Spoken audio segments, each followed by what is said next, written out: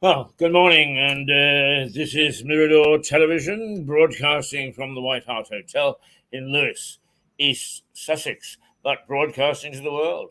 And we are delighted that we have so many people scattered around the world who tune into us, just to sometimes to say hello, sometimes to find out what the hell we're yelling about, sometimes simply because they find some of our people amusing. And why not? It's a pretty good spread, isn't it? It is Tuesday. No, it's not. It's Wednesday, the 27th of September, 2023. My goodness me, we're 3/4 of the way now through the year, and it was only a New Year's Day yesterday. How quickly time flies, and it does fly, and so much happens in it. But we intend to keep on plugging ahead with the various things that we bring you, whether it be the law, whether it be art, whether it be music, whether it be nonsense, whether it be boring old farts.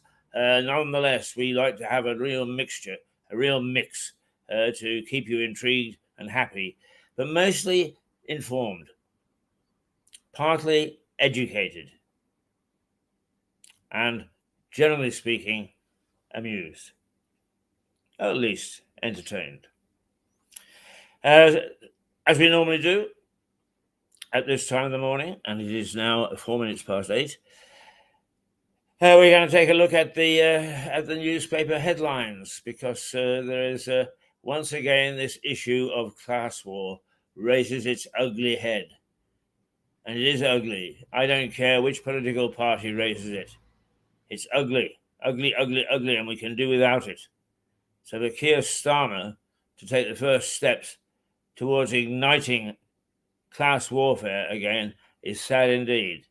He was supposed to be the bright light that was going to reform the Labour Party and turn it into a modern, voter-friendly party designed to help get the United Kingdom back on its feet after the disasters of COVID, cost of living crisis, fuel crisis, inflation crisis, you name all the crises we've been. And to raise this and to start, well, to ever raise it is a nonsense. To ever raise it is a nonsense. I've traveled the world, and I don't know of anywhere that gets so much delight out of talking about the class system, which, to my mind, is yes, there are stratas. Yes, there are different groups of people. Yes, there are different levels of people economically. But this whole issue of snobbery is a nonsense. There is a book by an author who's really in the 1960s, John O'Hara, who writes about the New York of that time. And the main characters are a journalist,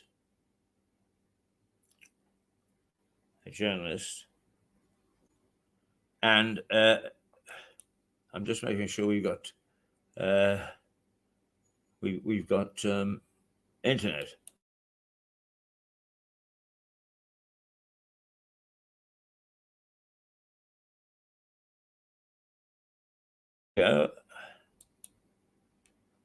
Just to make absolutely sure. Sorry to pause. John O'Hara writes with his hero, or one of his heroes, as a journalist, and the journalist finds favor with high society in New York, and his friend is from what the Americans fondly call blue blood. Family go back generations, they're wealthy, they're bankers, they're high society. And they get into the topic of snobbishness. And the hero is complaining about snobbishness and, if you like, a class divide. And the blue blood says, no, wait a minute. Wait a minute. He said, I took you to my father's club the other evening and introduced you to him. And he was with his friends. And they welcomed you into the circle. And they enjoyed your company. And then you said goodbye, and away you went. And my father went back to being with his friends, with those with whom he's familiar, those with whom he feels comfortable, those whom he enjoys. He enjoyed you, but not as a member of his particular society. He said, now, the other evening, you took me to the press club. And amongst those people at the bar that we were talking to, there was a distinct unease because they didn't know you. They weren't familiar with you. And they felt there was a stranger in their midst. And until I introduced you and explained that you were a correspondent for the magazine Atlantic Monthly, they remained edgy and not really willing to break down the barriers.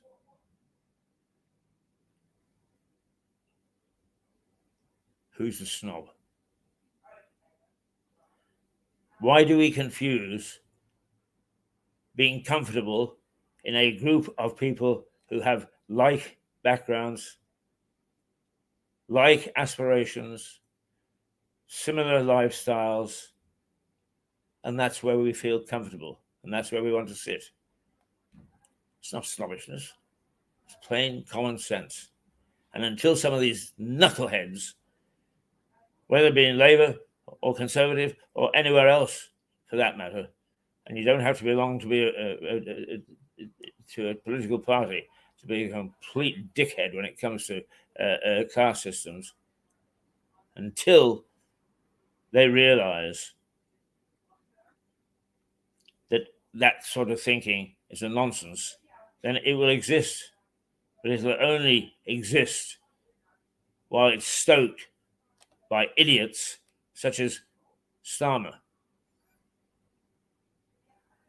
And for that matter, yes, on the other side, it's quite often stoked by people of privilege and money and wealth. What's the difference? A flip of a coin. So this business of the class system is just absolute rubbish, And let's get on with creating a society that doesn't have poverty, that doesn't have want, that doesn't have scarcity, that looks after the lame, the sick, and the elderly, the accepted sign of a civilized society, and who, yes, gives all its citizens a very decent education, no matter what sort of background they have. So let's see what this is all about, he said. Well, we haven't got it up at the moment, but we'll go through the Daily Express.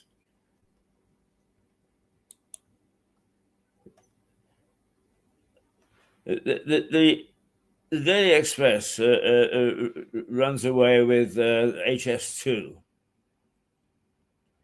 Off the rails, it says.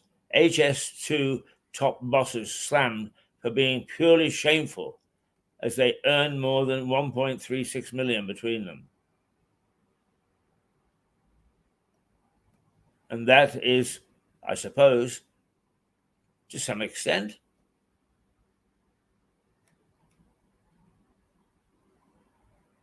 class,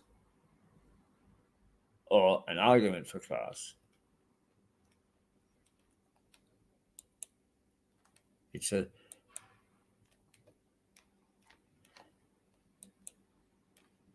anyway, That is the headline. Actually, it's the I that starts out. Private schools go to battle with Labour over 20% VAT in the first year of winning power.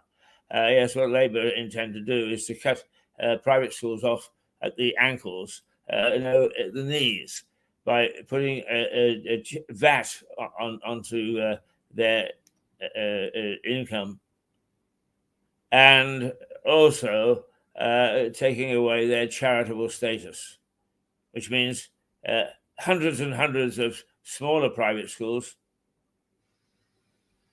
will go to the wall. The private schools that will be left will be Eton and Harrow and Winchester, who at the moment turn out the power brokers. It'll be much easier for them to do that. So what Starmer is thinking of, I don't know. And don't please mistake the fact that I am being biased. I don't care whether it's Labour or Conservative or Liberal, for that matter, or for any of the other parties. If they're behaving like dickheads, they're behaving like dickheads. And it's nothing to do with the colour of their banners. This is sheer lunacy. And as one commentator puts it, the politics of envy. And it's not good enough. It doesn't do anybody any good. And thousands of school children will be affected. And then these idiots will turn around and they'll say, of course, we've got to look after the children, but we've got to look after their education. Well, cutting it off at the bloody knees. How stupid can they be? Well, they can be very stupid, actually. I haven't said it for a week or two, but I normally wake up saying 650 members of Parliament at Westminster, and I wouldn't give you tuppence for any of them. They think in a totally different way. They're totally out of touch with reality, with life, and most certainly with their electors. Doesn't matter which political hue they happen to have. The Daily Mail. A backlash as parents face a shock 20% hike in school fees if Starmer gets keys to number 10. Labour's class war begins on day one, it says. This policy shows Labour's class war begins on day one, says the Mail. The paper quotes Education Secretary Gillian Keegan calling the plan ill thought through and says fears have been raised that it could mean the state sector would have to accommodate an extra 40,000 pupils whose parents would be priced out of the private school market. That hasn't been thought through, has it? The Metro. Braverman calls for overhaul of the United Nations rules. She put a cat amongst the pigeons yesterday. A lot of sympathy for what it makes common sense. But of course, once again, we have to have dogma. We have to have a belief in a principle, good, bad, or indifferent. And so there was resistance at the United Nations. But Suella says it's too easy to be a refugee.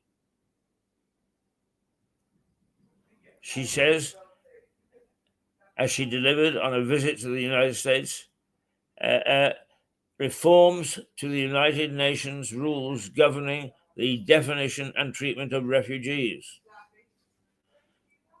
The paper says Ms. Braverman argued the threshold for claiming refugee status had fallen too low and that it had become too easy to claim reform.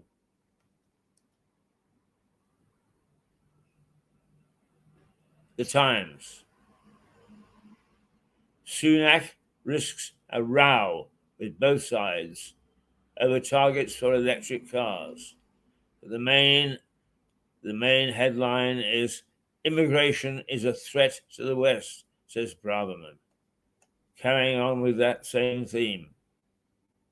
She argued that a failure to integrate migrants and a misguided dogma of multiculturalism had proved a toxic combination in Europe, and that current levels of immigration pose an existential threat to the West.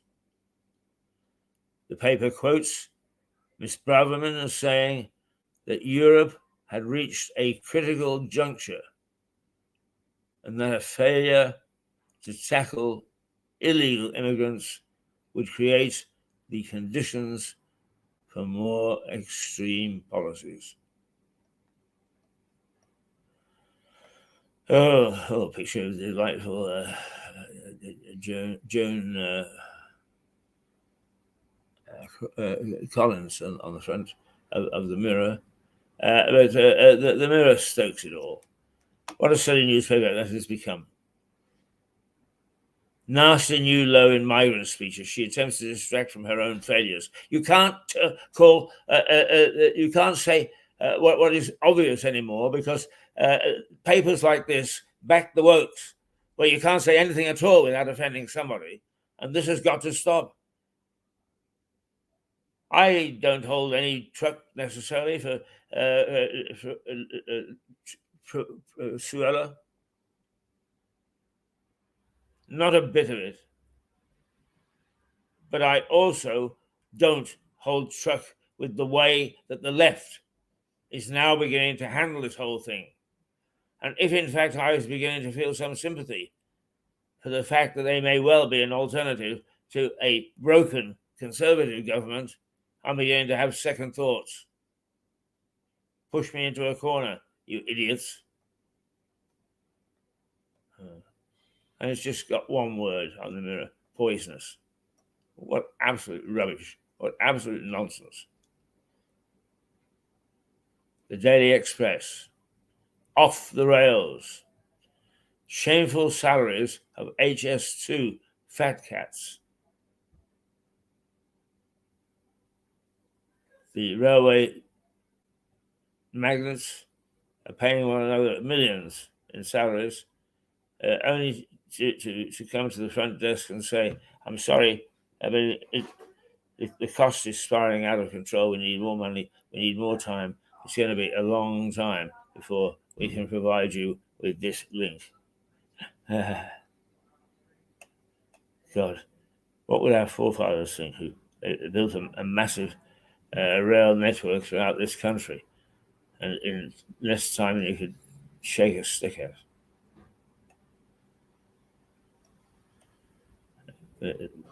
The Guardian also leads with a study published in The Lancet and drawing on evidence from 185 that says a feminist approach to cancer treatment could save the lives of 800,000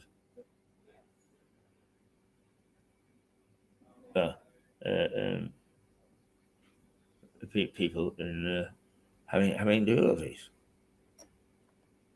The Telegraph: lockdown damage to children was preventable. A report has come out saying that the government mismanaged lockdown, particularly when it comes to locking down children. You know, it's easy to look at these things in hindsight. There was no precedent for COVID. There was no precedent on how it should be handled. People were guessing. But no, we've got to kick them. Now it's 2 or 3 times, 2 or 3 months beyond the freedom that we advocate for people, animals, and things in Lewis and beyond. Financial Times: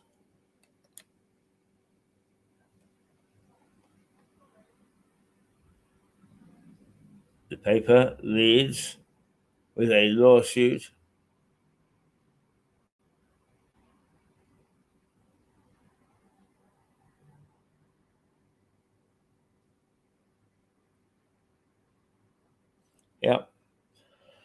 The Financial Times leads with a lawsuit brought against Amazon by the United States Federal Trade Commission and 17 US states, alleging that the retailer illegally uses monopoly power to overcharge consumers, hobble competitors, and exploit sellers on its marketplace platform.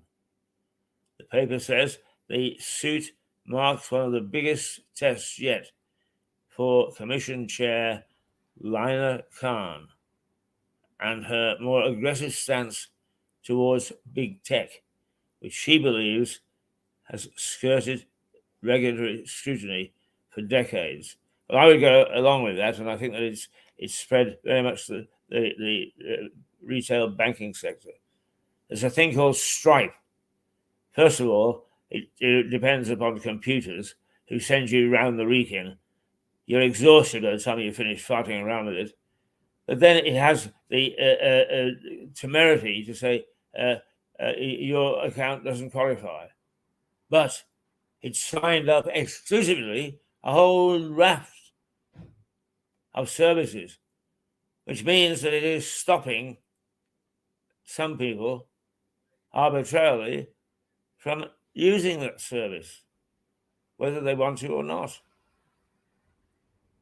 And it's sad that should happen because it is restraint of trade. I am furious with them, absolutely furious. I shall wait in the weeds. I shall pounce when the time is right. But fancy us having to get to that. It's absolute nonsense. Right, the Sun. A BA pilot. Oh, the Sun knows a bit of scandal. BA pilot snorts coke off a topless woman and then tries to fly a plane. Wow, we'll have to watch that. British Airways pilot has been sacked after snorting coke off a woman's bare breasts before trying to fly a jet full of stewardesses and their friends.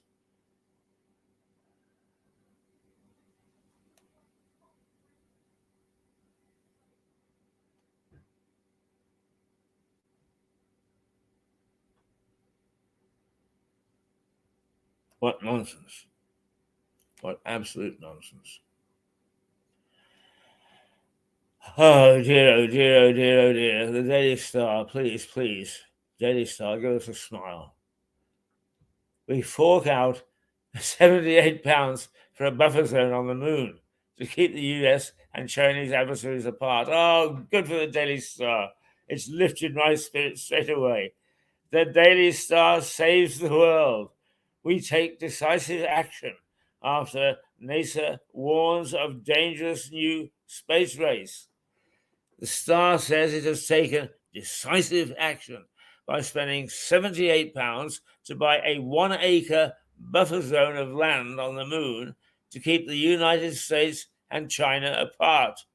The paper says it comes after NASA warned of a dangerous new space race between the two countries. That's America and China. The headline reads, Daily Star saves the world. Well, yeah, that's a run through the papers this morning, a bit diverse. A lot to get you angry, though. And it's silly nonsense. Let's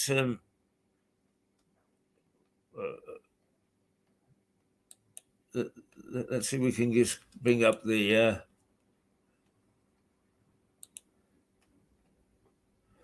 we should be able to bring up the weather. There we are. I'm looking for a little icon. There we go. The early forecast is going to be rather nice and continue in the balmy atmosphere that we've had for the last couple of days. But let's take a closer look and see. Right, okay. Today it's going to hit 21 degrees. That's not bad. That's balmy weather. There'll be sunny intervals and a moderate breeze. Right now, no chance of rain, but it's still a bit cloudy, and it's 17 degrees. It's going to rise to 20 degrees at noon, and it's going to stay hovering around 20, for quite a long time, until 7 o'clock this evening. There will be some puffy cloud. Well, we've got clear skies from 11 o'clock until 1 o'clock. And then we'll have puffy cloud through to about 7 o'clock tonight. And then it will, a little bit of cloud around, but generally speaking, the night will be clear. And dipping only to 14 degrees. Now, that's a bit cool. But since we're getting 21 during the day, who can say us nay? Who indeed can say us nay? Oh, that's rather nice. That's rather nice. There you are. I couldn't see myself for a while. Oh, happy day for me. You had to sit there watching me as I went through these newspapers. But some very key issues there, and very worthy of debate. And let's have debate without calling names and silly nonsense. Let's have debate that is based on fact, and to make good, solid points in favor of a healthy town, in favor of a healthy country, for that matter, in favor of a healthy world.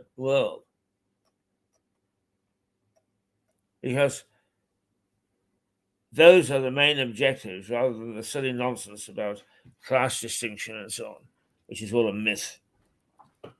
Absolute myth. I don't think I'm better than anybody else. Certainly don't live better than anybody else. I certainly don't think of myself as a poor, put down, run down old fart who can't look after himself. Huh. Right. Right, he says. Well, let's see if we can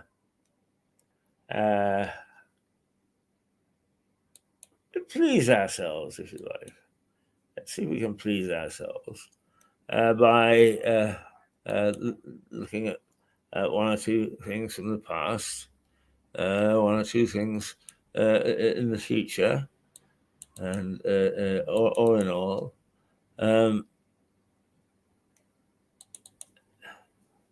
inform ourselves, look after ourselves. And one of the things that is coming on, despite the fact we've got a good weather forecast, despite the fact that we're going to have sunshine much of the day, is we are getting towards that time of year when we start to think about coming to work in the dark. Coming to work in the dark. Oh, do you remember what it's like?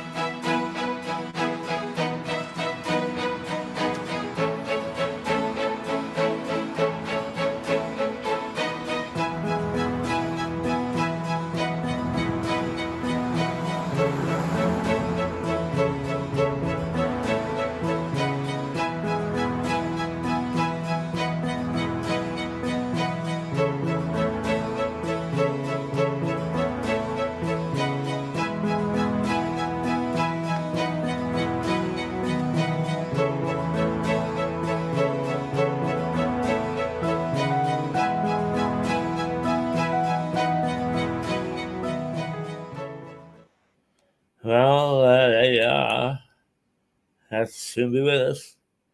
Coming to work in the dark. Woo-hoo-hoo.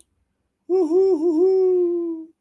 That's a sort of approximation of an owl. Right now, we start off the week with the two B's, the two barristers, and we show, to back it up, past copies of our program Catch 'em. So let's catch up with the barristers and catch 'em.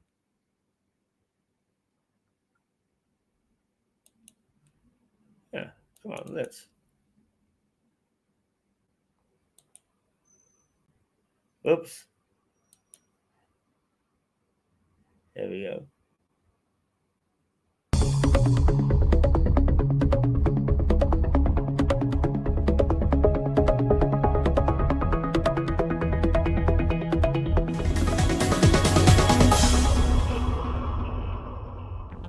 Cash point fraud. It's moving south, so watch your cash carefully. It's a dog's life. If you own one, microchip it. It's now the law. And Lewis Prison, often home to the rich and famous.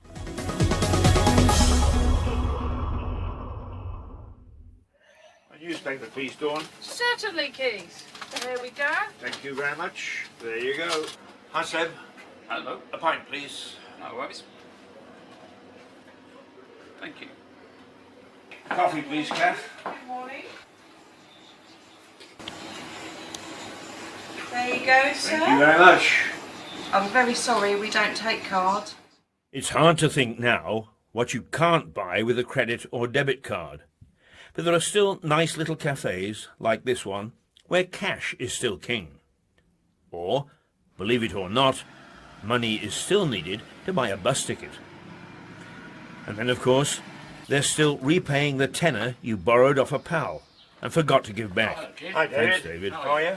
Yeah, here's that tenner I owe you. That's very Oh, good. sorry about that. Hi, I'm Keith Hayes with the latest edition of Catch 'em, the crime show that deals with the bad people in Lewis.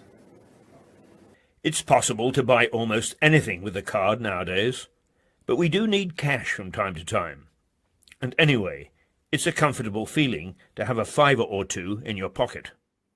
How do we get it? From cash machines, of course. And the villains know it. There has been a spate of tampering with cash machines in the north of England, and Sussex police are warning the public down here that it's spreading south. Police forces across the country have reported that a number of cash machines have been tampered with or modified so that criminals can get customers' bank details. Thieves tampered with ATMs in the north of England this week, and local police said it is advising the public to be vigilant and report anything suspicious. If it looks as if the machine has been tampered with, call the bank immediately and then call police on 101. Better safe than sorry.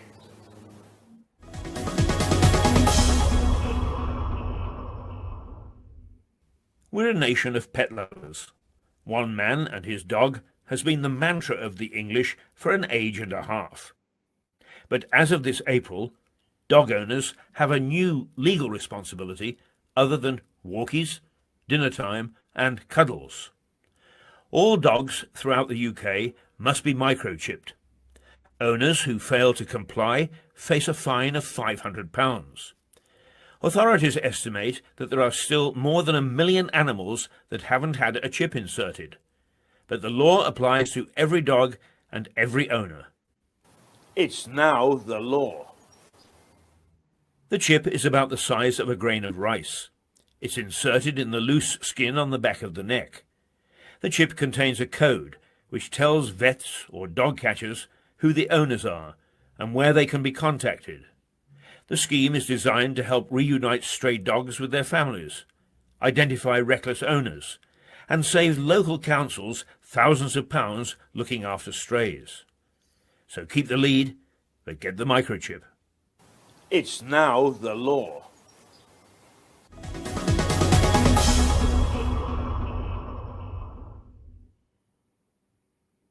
Hello, darling. I'll be late home for dinner. How very thoughtful of me to let the good lady know. But if you do it while driving your car on your handheld mobile, it will be an expensive meal. If the police catch you, you'll get 3 penalty points on your licence, £100 fine.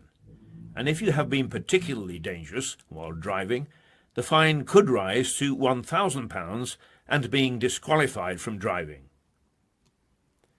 It's dangerous and has cost lives.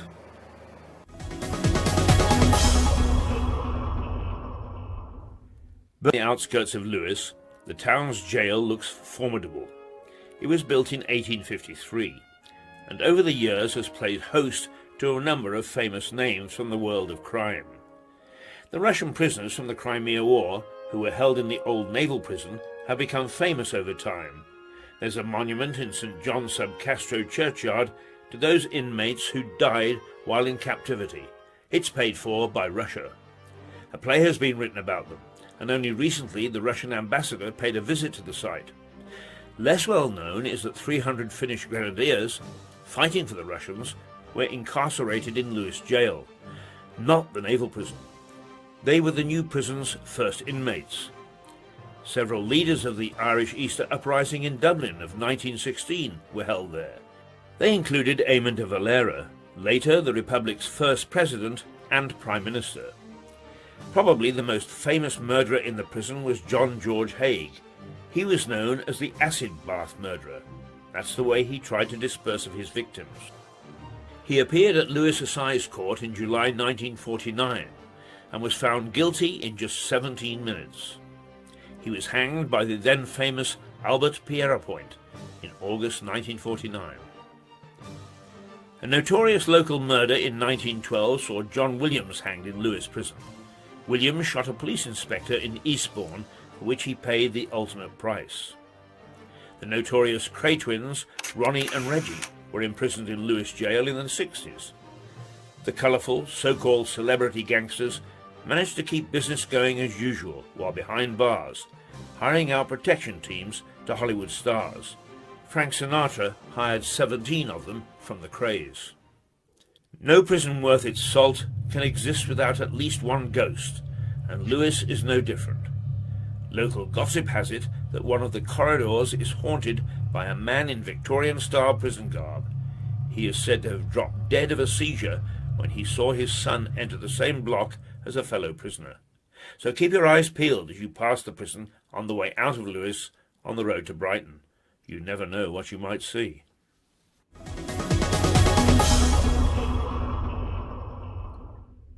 And that's Catch 'em for this week. See you next week for more news about crime around the district.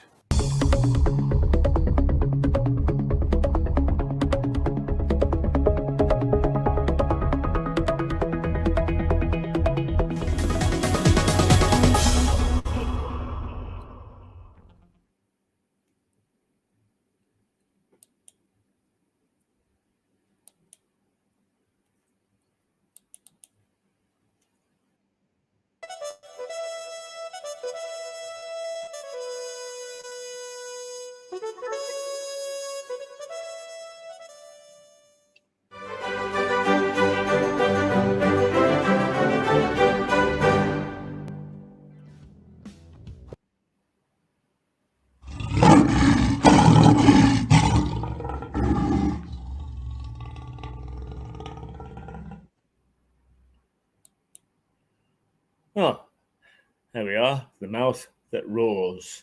Ha ha ha! Hey he he! Ho ho ho! Well, it's ploughing on through the morning, and it's now 8:41, and it's not broken out into sunshine outside yet, but nonetheless, it is.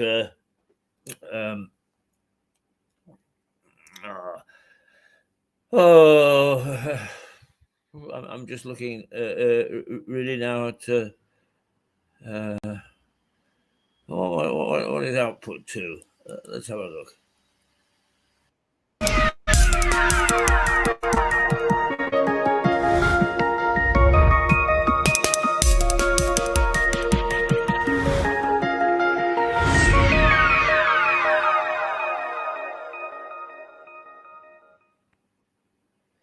Ah, well, that's a nice little sting, isn't it?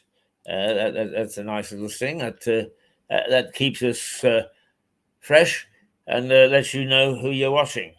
But now I think that it's well, damn near quarter to quarter to 8, quarter to 9. There, Jack the Manio most certainly is living today, and we now need to. We're going to join Mark maybe at about 10 o'clock. In between time, we'll take a look at some of the past programs that we've put out, and hopefully we will intrigue you with some of them. What can we go to? This is quite an old thing, but we've gone through a summer where people have still been on the poverty line, where they've needed help with food and so on and so forth. And quite regularly, I go to Waitrose a fair bit. Quite regularly, there are people with a food bank, and they are collecting to help the less fortunate and keep that stocked up. Now, way back when, I think it's more than a year ago, there was a real push on the food banks, and we joined them. So just so you can see what the food banks are all about, here we go.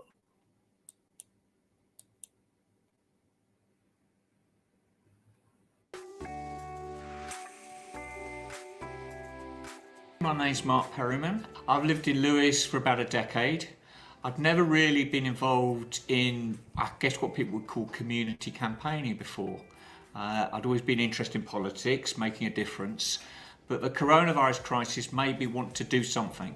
And I've kind of been an event organiser since I was a student. So I've got a kind of organisational mind, and I came up with this idea of an all-day food bank collection, which we started at Waitrose on Easter Saturday, and it really grew from there. We started off at one supermarket, and then I contacted the cricket club, Lewes Priory Cricket Club, and I said to Peter, I said, would you come in your whites? He said, yeah, we're coming on whites. Well, they turned up outside Waitrose in whites, pads, padded gloves, helmet, visors down. And so everybody who was going to Waitrose knew that Lewes Priory Cricket Club cared about football. That's what switched in my mind. I thought, why don't we create not a kind of coalition which is like a committee, but a public and visual coalition.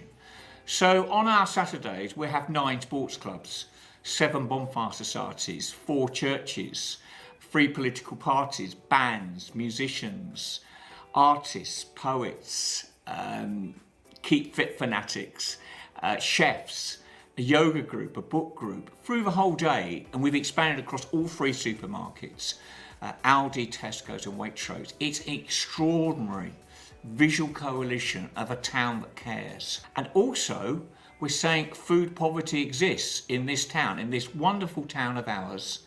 There is food poverty, and that stretches to childhood malnutrition. Of course, we shouldn't have to do something about this. We're the 6th richest economy in the world, for goodness sake. We shouldn't have to have food bank. And this is where I get quite emotional. In '84, I was out collecting tins of food for striking miners. And when people say, sorry, I always well up at this. When people say, what are you doing this for? I say, because now we're having to collect food for our neighbours. You know, that's the state that we're in. Obviously, that's been created by the coronavirus crisis, but don't go away with the impression it's going to get any better next year, because then there will be the redundancies and the mass unemployment.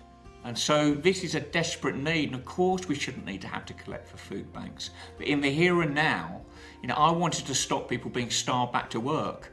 I want to stop people having to starve through Christmas. So, and we're making a difference. We're making a massive difference in this town. We enter each item of food that's been collected. The food bank gives us a list of 24 items they need. So we're not only collecting quantity, it's quality. So we can lift people's morale, lift their health as well. Then we have a very complicated system of delivery to 3 different food banks, Lamport, Mallings and Fitzjohn's, all through the day. Some of them have different needs to others. What we do is we ensure that each food bank gets a third from Tesco's, a third from Aldi, a third from Waitrose. People start by going out on their Saturday shop, and we ask them to add 1 item to their shopping list. Lots of people are generous and they add considerably more, but all we're asking is for 1 item, and that adds up to 5,661 items by the end of the day. And then we have our secret shoppers. We will raise something in the region of £700 through donations. People who can't come out on the day, can't help, they're not shopping, they'd like us to collect something. Our secret shoppers go into the supermarket, and because we've recorded everything's been donated, we see, oh, we're a bit short of coffee, we're a bit short of bars of chocolate, we're a bit short of cereals, and we bump that up. Lewes is a town full of sounds, isn't it? We've got 13 choirs, we've got brass bands, we've got ska, we've got folk, we've got 7 panto casts. They're going to be there collecting, and they're going to be singing, "He's behind you," "No, he's not," "Yes, he is." You know, there'll be all of that. And it's another symbol of a town coming together. We will be socially distant, we will be wearing masks and visors, and we'll be keeping back. But just to remind people that, you know, the spirit of Christmas is needed more than ever.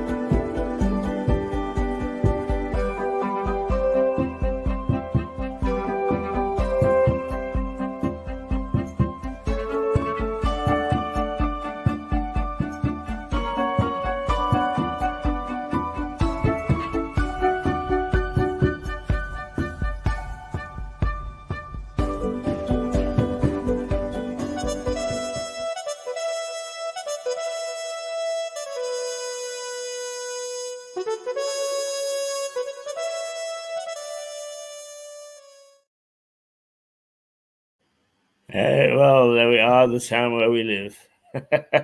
Lewes, fraying a bit at the edges at the moment, but it will come back.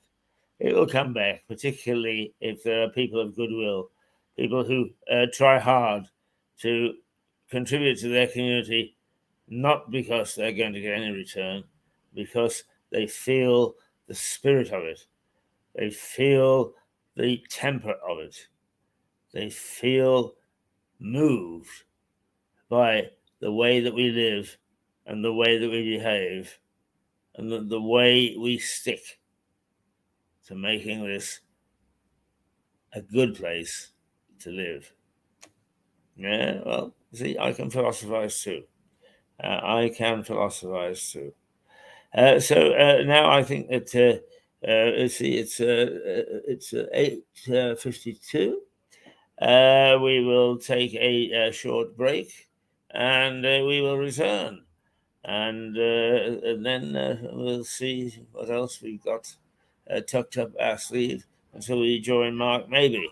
Incidentally, for fans of John Henty, plenty of Henty has been moved till Friday this week to accommodate John, who has to be in Brighton at his usual time this week. So don't be too disappointed. It's not that he's gone away; it's that he'll be on at a different time, and he'll come in with his famous bag, whatever happens to be in it. And what a remarkable collection of nostalgia he's got, as well as, of course, reminding us two things. John particularly is very fond of. One is Max Miller, of course. You can't shut him up about that. And rightly so. It's not that Miller was famous, but he was a pioneer. He introduced a different type of comedy for the time, on which a number of later comedians based their acts. So Max Miller, a very, very strong contributor. And the other thing is Lucy Mabel Atwell, the lady artist, who in many ways is people fall over themselves to collect her drawings, which are on postcards, on mugs, on pieces of china, you name it. You can see it all around. But she, in turn, also had a significant impact because she was actually producing these pictures and marketing them in a day and age when ladies were not supposed to do that sort of thing. Ladies were supposed to stay at home. Well, she stayed at home and she slayed the world with her great art. And if you're not familiar, you look for it. Look it up on the web. And people come from the Americas to collect pieces of her art. Lucy Mabel Atwell. So, Mabel Lucy Atwell, indeed. And those are two of John's favorite artists. And he waxes lyrical about them.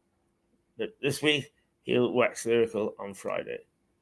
So let's say it's 8:56. We'll say toodle pip for a minute or two. I think we will, yeah. And we'll be back with you shortly.